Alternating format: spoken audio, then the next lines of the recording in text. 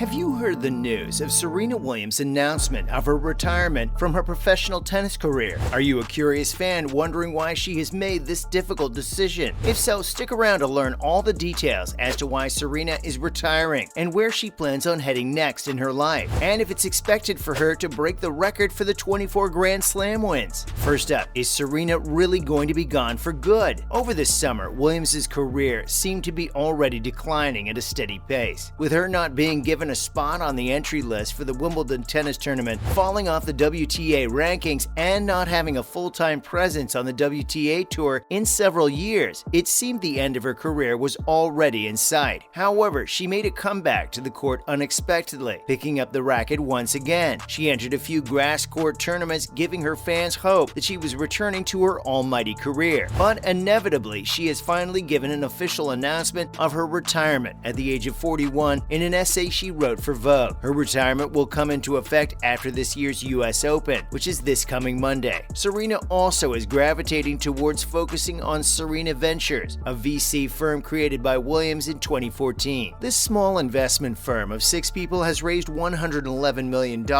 in outside financing this year. Williams wrote that only 2% of venture capital goes to women, and that in order for us to change that, more people who look like me need to be in that position, giving money back to themselves.